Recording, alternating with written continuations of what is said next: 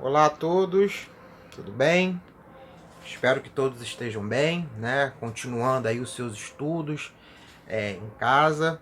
Então, esse é mais um videozinho para tentar ajudar vocês, né, a estudar em casa, se preparar para o Enem, se preparar para as atividades da escola, né, e se preparar de um modo geral para quem está curioso, né, no assunto sobre a história.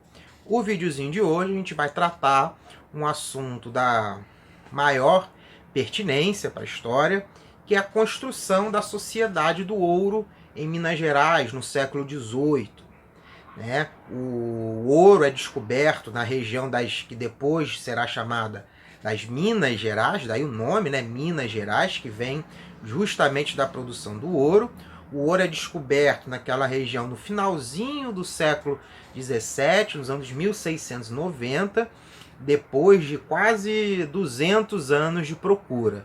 Desde que os portugueses chegaram no Brasil, a partir de 1500, lá com Cabral, eles sempre procuraram ouro ou metais preciosos, né? E nunca acharam em grandes proporções, apenas pouco ouro, chamado ouro de aluvião, que é um ouro que você encontra em riachos e tudo mais. Então, mas nunca acharam grandes minas de ouro como os espanhóis acharam na sua parte que lhe coube da América. Mas a partir das expedições que saíam do litoral do Brasil e iam para o interior, as chamadas bandeiras e entradas, que a gente vai fazer um outro vídeo para falar disso especificamente, mas numa dessas bandeiras se descobriu ouro na região das Minas Gerais. E isso mudou muito a cara da colonização portuguesa na América. Tá? Essa colonização se tornou cada vez mais presente. Tá? A partir do momento que se descobre o ouro, os portugueses passam a querer controlar muito mais a sua colônia na América, no caso o Brasil, justamente porque quanto mais você controla a extração e a produção desse ouro, mais impostos você vai cobrar, vai conseguir cobrar. Então, o controle da metrópole portuguesa sobre a colônia, né, do Brasil vai ser muito mais rígido. Então, vamos entender um pouquinho dessa produção e dessa sociedade que surge a partir da descoberta do ouro no finalzinho do século XVII, que se expande por todo o século XVIII. Vamos ali ver umas imagens que eu preparei para vocês, tá bom? Só ajeitar aqui. Muito bem. Muito bem, pessoal. Então, a Sociedade do Ouro em Minas Gerais do século XVIII, como eu falei a vocês, tá? Aqui é uma imagem do que atualmente é o Museu da Inconfidência Mineira, em Ouro Preto. Ouro Preto, que já foi a capital de Minas Gerais durante esse ciclo do ouro, ali no início do século XVIII até o final do século, até a década de 1750, 60, né, que a partir daí começa a declinar muito a extração do ouro. Mas a Vila Rica de Ouro Preto, como era chamada, que era a sede, a capital, né, de Minas Gerais, chegou a ser uma das cidades mais ricas do mundo, do Brasil, sem dúvida, era a cidade mais rica no século XVIII. E isso é representado pela sua arquitetura. Aqui a gente tem o que era, né, a sede dessa administração local. Hoje é o Museu da Inconfidência. Em outro vídeo também a gente vai falar sobre a Inconfidência Mineira, que foi um movimento do finalzinho do século XVIII, que abalou Minas Gerais, abalou a colonização portuguesa na América, mas isso fica para um outro momento. Bom, então, essa Sociedade do Ouro, como eu falei, ela surge a partir do finalzinho do século XVII e utiliza principalmente a mão de obra escrava. Isso é um fenômeno muito importante, tá? No Nordeste, grande produtor de açúcar, né, de cana-de-açúcar, a gente já viu isso em outras aulas, né, em outros vídeos, estava em declínio, em decadência. Então havia um excesso, um excedente de mão de obra escrava no Nordeste. E aos poucos essa mão de obra ela vai sendo deslocada para a região de Minas Gerais, porque precisava, né, para extração do ouro. Aí você tem uma imagem que representa justamente os escravos trabalhando na extração do ouro, no que a gente conhece, né, como ouro de aluvião, que é esse ouro que você consegue achar em riachos, em cachoeiras, e tinha ouro à penca, tá? Principalmente nos primeiros ali 20, 30 anos de extração de ouro. Depois vai ficando cada vez mais difícil encontrar esse ouro que brota da terra e começa a ser usada a extração de ouro pelas minas. Até hoje, Minas Gerais ela é repleta, né, de minas, hoje pontos turísticos que você pode inclusive visitar de onde esse ouro era extraído, certo?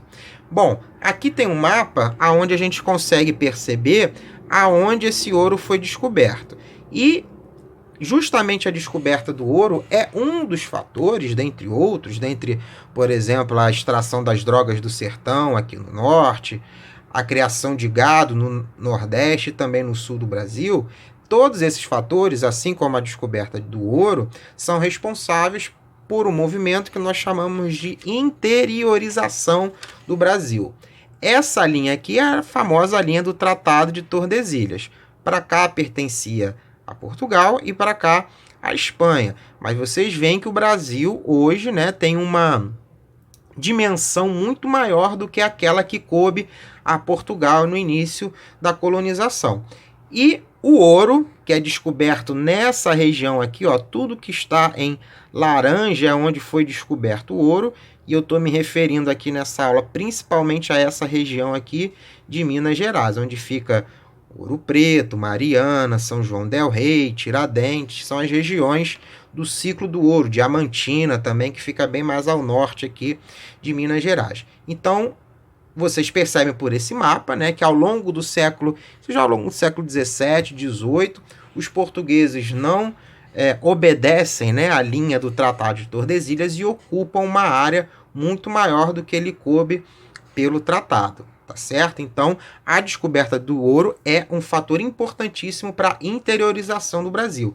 As pessoas, sabendo, né, que o ouro foi descoberto, e muito ouro, né, nesse interior do Brasil, elas vão deixar o litoral, que foi sempre mais, até hoje, né, é mais populoso no Brasil, e ir para o interior. Também houve uma nova grande leva de imigração de portugueses para o Brasil, que recebendo as notícias em Portugal de que o ouro foi descoberto, também vem para o Brasil. Então, Minas Gerais passa a ser, a partir do século XVIII, um grande centro populacional e é, até hoje, um dos estados mais populosos do Brasil, certo? Então, a gente consegue perceber algumas mudanças sociais advindas dessa descoberta do ouro. Como eu disse, há um grande aumento populacional, há uma interiorização do território, a população vai deixando o litoral e indo para o interior. Há uma grande diversificação social e de trabalho. Tá? A região das Minas Gerais não tinha só donos de minas e escravos. Você tinha toda uma, que a gente chamaria hoje de classe média, mas enfim, na época não se chamava assim, mas havia todo um grupo de trabalhadores livres que advém dessa sociedade diversificada e rica do ouro. Em contrapartida, a escravidão nas minas era muito mais rígida, considerada, né, sem querer aqui hierarquizar as escravidões, né? Qualquer tipo de escravidão é absurda e muito rígida. Mas a escravidão nas Minas Gerais era mais rígida do que nas lavouras, porque os patrões, os donos de escravos, os donos de minas, tinham medo de que os seus escravos roubassem o ouro, né? Isso eventualmente conhecia. Os escravos escondiam no cabelo, escondiam na boca, né? Então havia um controle super rígido da escravidão. Era extremamente mais difícil ser um escravo nas Minas Gerais do século XVIII do que, por exemplo, nas lavouras de açúcar. Também, né? Sem querer aqui hierarquizar a escravidão, que qualquer tipo de escravidão é péssima, né? De todos os níveis, moral, ético e humano, ilegal.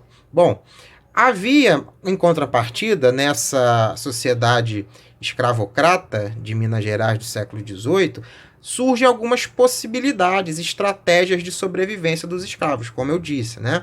Você poderia esconder um pedacinho de ouro ali no cabelo, entre as unhas, e isso, sendo juntado pelos escravos, poderia, inclusive, significar a compra da sua liberdade, a compra da sua alforria. E o que acontecia? E o que muito se utilizava, né, que eles utilizavam para não pagar impostos, era você fazer uma imagem de santo oca e esconder o ouro dentro, tá? Porque Portugal estabeleceu um controle rígido para a auferição de todo o ouro extraído e cobrar os impostos devido. Foi feita várias casas de fundição em Minas, aqui no Rio de Janeiro também, né? Então, para contrabandear ouro, muitos colocavam ouro dentro de santos, chamado Santo do Pau Oco. E aí nenhum fiscalizador ia querer mexer, né, com os santos, e aí acabava passando e não se cobrava o imposto devido.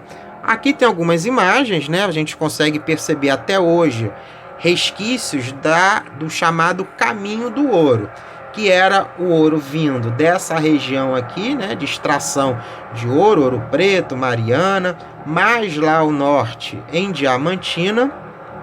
Esse ouro descia pelos chamados caminhos do ouro. Você tem por aqui o caminho velho, que ia até a cidade de Paraty. O ouro era colocado nos navios e ia para a Europa.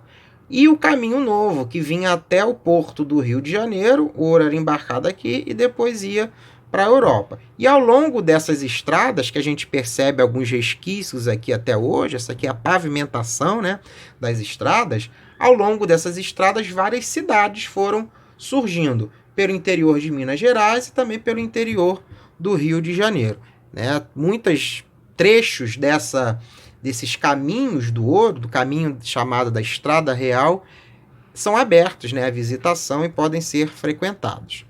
Muito bem, pessoal. Espero que a aulinha de hoje tenha contribuído um pouco para entender essa sociedade do ouro. Está sempre à disposição. Grande abraço.